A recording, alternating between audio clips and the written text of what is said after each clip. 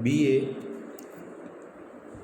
अंतिम वर्ष के समस्त छात्र छात्राओं का स्वागत व अभिनंदन। हमने पाश्चात्य यूनानी विचारक के रूप में कुछ दिन पहले प्लेटो की शुरुआत की थी। आज हम इस महान विचारक की जो पुस्तक है द लॉज, इसमें कौन कौन से सिद्धांत राज्य, समाज और आर्थिक व्यवस्था और जनसंख्या से संबंधित प्लेटो ने दिए हैं, इनकी चर्चा करेंगे।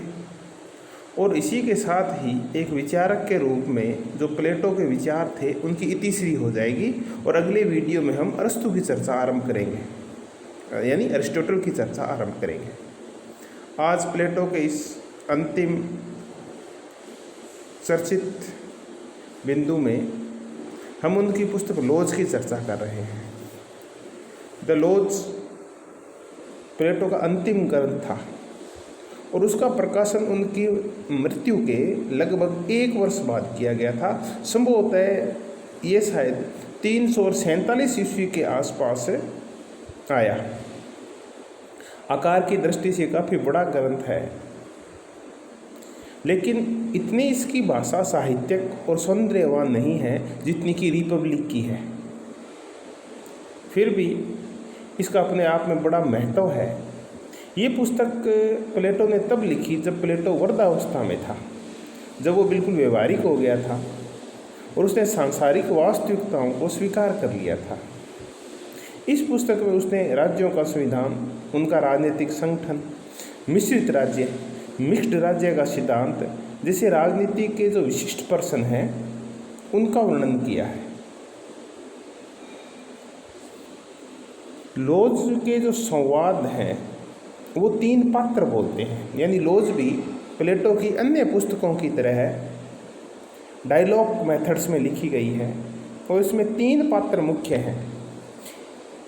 बाकी प्लेटो के जितनी भी पुस्तकें हैं या डायलॉग्स हैं उन सब में जो मुख्य वक्ता है वो सुकरात है, लेकिन इस पुस्तक में मुख्य वक्ता सुकरात नहीं है, बल्कि एक बिना नाम वाला एक एथेंस वासी है जो कि मुख्य वक्ता है। शायद ये प्लेटो खुद है। दूसरा मेगिलस है जो स्पार्टा का है और तीसरा क्रीट का निवासी क्लीनियस है। एथेंस वासी मैंने कहा शायद प्लेटो का प्रतिनिधित्व करता है। इस प्रकार ये 3 लोगों की आपसी चर्चा है। लॉज 12 भागों में विभक्त है। शुरुआती 2 भाग वो संगीत और नृत्य के ऊपर है और तीसरे भाग में राज्य का ऐतिहासिक विकास है कि राज्य का कैसे धीरे धीरे विकास हुआ, और चौथे भाग में राजनीति शास्त्र के आधारभूत सिद्धांतों का वर्णन किया गया है। और इन्हीं राजनीतिक सिद्धांतों की हम चर्चा करने वाले हैं। लॉज में प्लेटो ने अपना जो उप आदर्श राज्य है, सब आइडियल स्टेट है, या जिसको हम उसका सेकंड बेस्ट स्टेट कह सकते हैं, द्वितीय सर्वश्रेष्ठ राज्य कह सकते हैं, उसका चित्र खींचा है उसमें। रिपब्लिक में उसका आदर्श राज्य है, लेकिन वो आदर्श राज्य स्थापित नहीं हो पाया, तो उसने फिर एक व्यवहारिक रचना की जो कि एक उप आदर्श राज्य के रूप में एक नए राज्य की स्थापना करेगी। और शायद लॉज लिखने का मुख्य कारण ये था कि प्लेटो सिराक्यूज के जो राजा को आदर्श और दार्शनिक राजा बनाना चाहता था, उसमें वो असफल हो गया था। तो उसकी दृष्टि बिल्कुल व्यवहारिक और यथार्थवादी हो गई थी। शायद इसीलिए उसने द लॉज है उसमें एक आदर्श राज्य का वर्णन नहीं किया है, बल्कि एक ऐसे राज्य का वर्णन किया है जो व्यवहार में इस धरती के ऊपर संभव है। तो इस लॉज में प्लेटो ने कौन कौन से राजनीतिक सिद्धांतों की चर्चा की है, आज हमारी मुख्य चर्चा इसी के ऊपर है।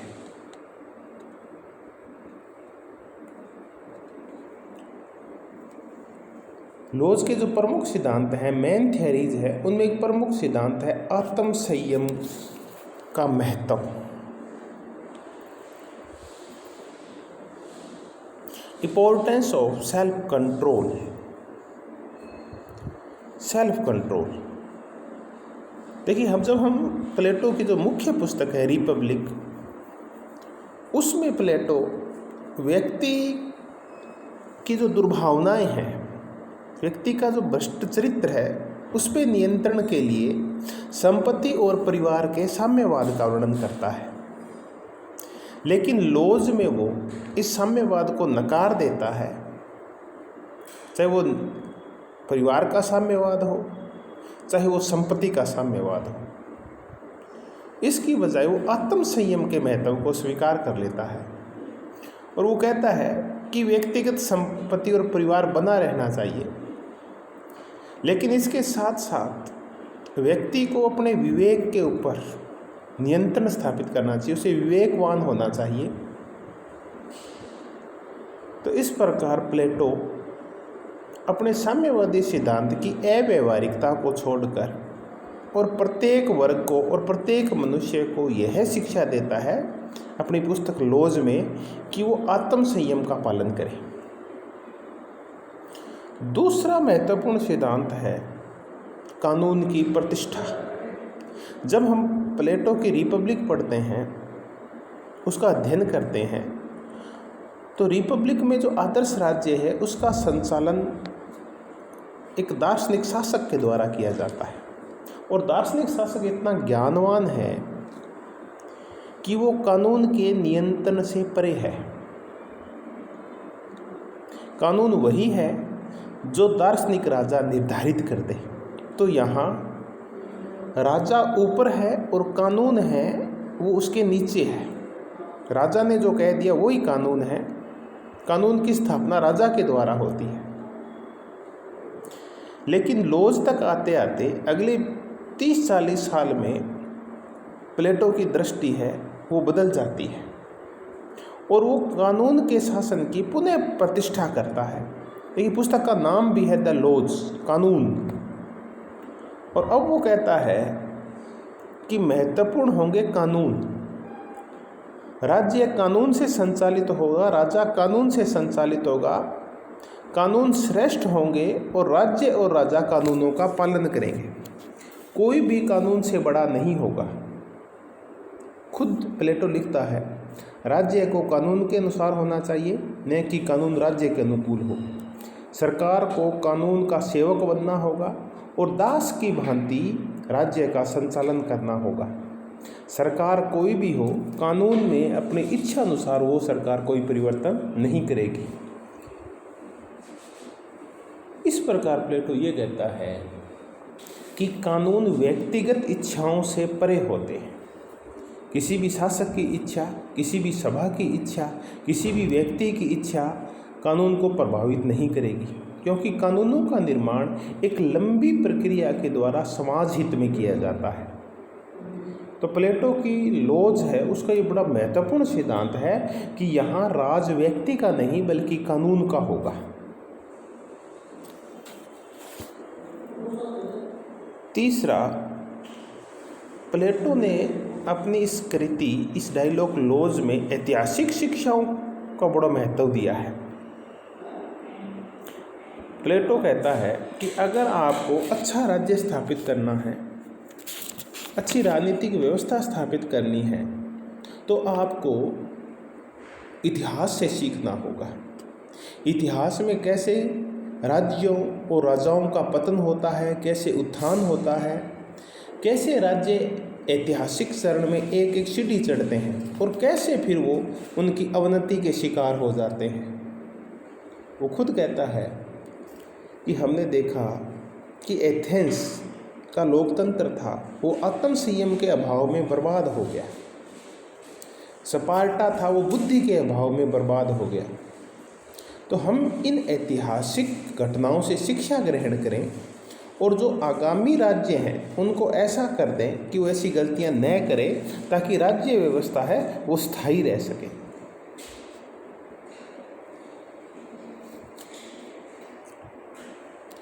एक और बड़ा महत्वपूर्ण सिद्धांत है लॉज में मिश्रित राज्य, यानी मिक्स्ड स्टेट।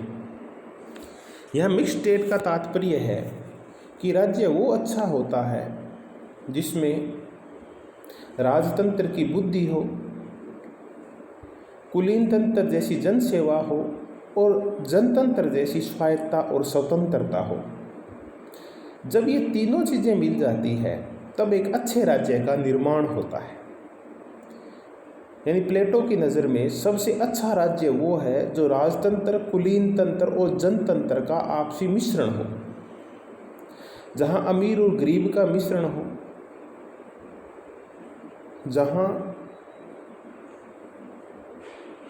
तार्किकता और बुद्धि का मिश्रण हो, जहाँ कमज़ोर और मजबूत का मिश्रण हो। इस प्रकार प्लेटो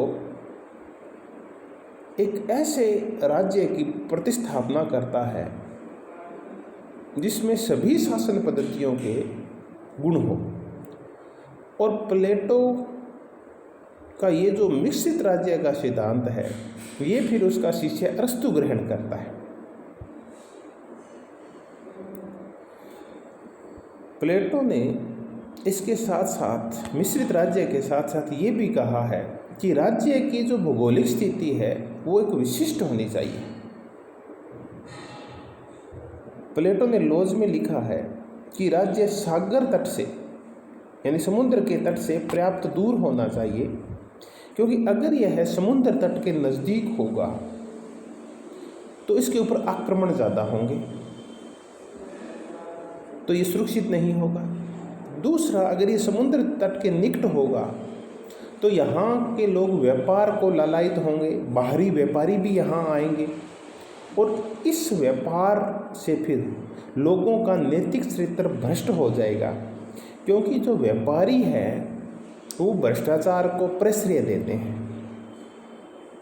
व्यापारी हैं वो बेवफा होते हैं, व्यापारी होते हैं वो धोखेबाज होते हैं, ऐसा प्लेटो का मानना है। इसलिए वो कहता है कि समुद्र तट से दूर होना चाहिए राज्य, और राज्य व्यापार की बजाय कृषि के ऊपर आधारित होना चाहिए।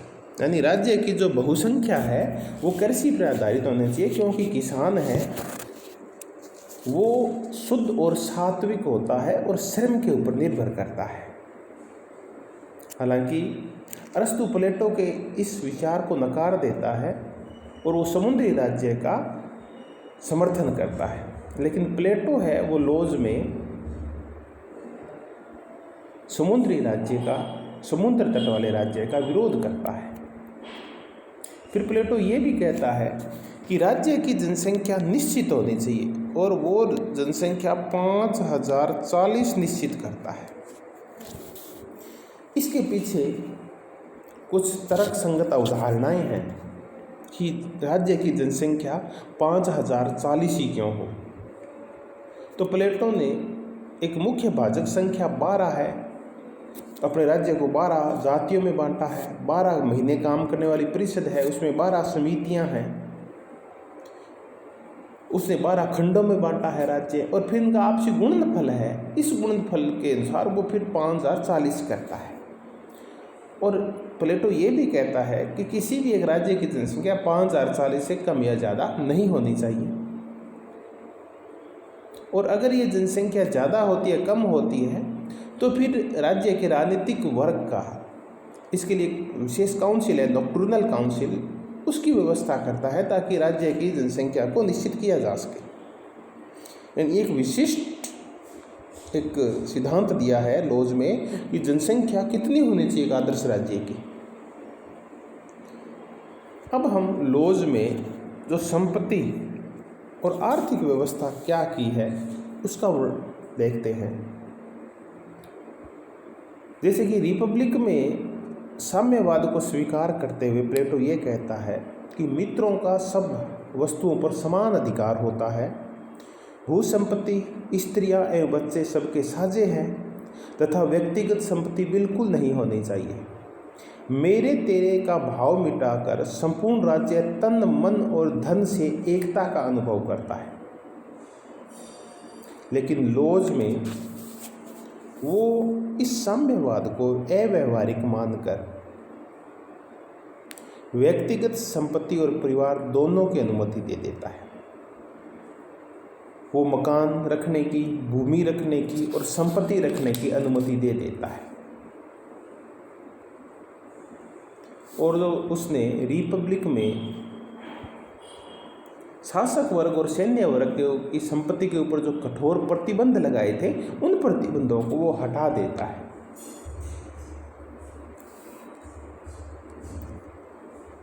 अब श्रम विभाजन के ऊपर आते हैं। प्लेटो की जो पुस्तक है रिपब्लिक, वो न्याय के ऊपर आधारित है, यानी उसका मुख्य जो प्रतिपाद्य विषय है, मुख्य वर्णन है, वो न्याय का है। उसका केंद्रीय विचार है वो न्याय के ऊपर आधारित है। और न्याय है क्या? तो प्लेटो की जो परिभाषा है, प्लेटो कहता है कि प्रत्येक वर्ग और प्रत्येक व्यक्ति अपना अपना कार्य करे और दूसरे के कार्य में हस्तक्षेप न करे। इसका तात्पर्य है कि प्रत्येक जो वर्ग है वो अपने कार्यों में सर्वश्रेष्ठ करने की कोशिश करे। जिस वर्ग को जो कार्य सौंपा गया है वो पूरी ईमानदारी, तन्मयता से उस कार्य को करे। यानी श्रम विभाजन कर दिया गया है कि दार्शनिक शासक है, यानी शासक वर्ग है, वो शासन का कार्य करेगा अपनी आत्मिक प्रवृत्ति के अनुसार, क्योंकि वो ज्ञानवान और बुद्धिमान है। साहसी लोग हैं वो सेना में जाएंगे और वीरतापूर्वक युद्ध करेंगे। और जिन लोगों के मन में संपत्ति प्रेम है वो उत्पादक वर्ग में आएंगे और संयम पूर्वक उत्पादन करेंगे दोनों वर्गों के लिए और स्वयं के लिए। यही डिवीजन ऑफ लेबर, श्रम का विभाजन है, वो लॉज में भी किया है।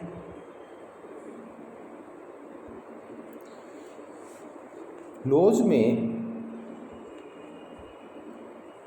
प्लेटो राज्य को 3 वर्गों में बांटता है। वो कहता है कि जो विदेशी हैं, यानी जो फ्रीमैन्स हैं, वो व्यापार एवं उद्योग का कार्य करेंगे। दास तथा गुलाम है वो खेती करेंगे। और जो नागरिक हैं वो शासन का प्रबंध करेंगे और राजनीतिक कार्य करेंगे। यानी उसने 3 वर्गों को 3 काम सौंप दिए हैं। विदेशी हैं वो व्यापार का काम करेंगे, दास खेती करेंगे और नागरिक हैं वो शासन प्रबंध और राजनीतिक कार्य करेंगे। अब हम उन संस्थाओं का वर्णन करते हैं जिनका वर्णन प्लेटो ने लॉज में किया है कि ये संस्थाएं सरकार का संचालन करेगी। ऐसी एक संस्था है साधारण सभा। साधारण सभा में सारे नागरिक होंगे उस राज्य के, 5040 लोगों से मिलकर एक जनरल असेंबली बनेगी। ये जनरल असेंबली 50 से 70 वर्ष की आयु के बीच के 300 लोगों का चुनाव करेगी, जिसे वो सलाहकार बोर्ड बोलता है, एडवाइजरी बोर्ड बोलता है। ये एडवाइजरी बोर्ड कानून के संरक्षक होंगे, ये परामर्श का कार्य करेंगे।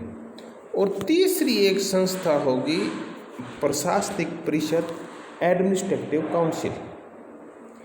इसमें 360 सदस्य होंगे और इसका कार्य होगा कि जो कानून सलाहकार बोर्ड ने या साधारण सभा में निर्धारित किए गए थे उनको लागू करना।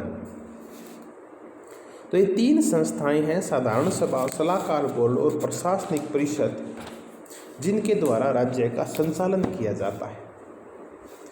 लेकिन लॉज के अंत में एक और अजीब परिषद का वर्णन है जिसे नॉक्टर्नल काउंसिल कहा जाता है। यह प्लेटो की अन्य संस्थाएं से कोई मेल नहीं खाती। राज्य व्यवस्था में ये कानून से भी सर्वोच्च है। हालांकि लॉज का जो राज्य है उसमें कानून सर्वोपरि है, लेकिन नॉक्टर्नल काउंसिल के 10 वरिष्ठ संरक्षक है वो कानून से भी ऊपर है। और इस नॉक्टर्नल काउंसिल का जो कार्य है, जैसे न्यास परिषद कहते हैं, वो दार्शनिक राजा जैसा है। यानी इसके ऊपर किसी भी चीज़ का कोई नियंत्रण नहीं है, ये कानून से शासित नहीं है। और प्लेटो ने ये कहा है कि इस नॉकटर्नल काउंसिल की जो बैठकें होगी वो रात को होगी, और रात को ये जो काउंसिल है वो आत्म संयम का निर्माण करेगी, नैतिकता का निर्माण करेगी, और जो जनसंख्या है उसको बढ़ने से रोकेगी। यानी संतानों प्राप्ति कम और ज़्यादा नहीं हो, इसके लिए वो शारीरिक संबंधों का नियंत्रण करेगी। ऐसा नॉकटर्नल काउंसिल का कार्य है। तो आज के इस टॉपिक के साथ ही एक महान विचारक के रूप में जो प्लेटो के विचार थे उनकी इतिश्री होती है। अगले यूट्यूब वीडियो में हम अरस्तु के राजनीतिक विचारों की और राज्य व्यवस्था की चर्चा करेंगे। अगर आपको ये यूट्यूब वीडियो पसंद आया हो तो आप अपने कॉलेज के साथियों के साथ इसे शेयर करें,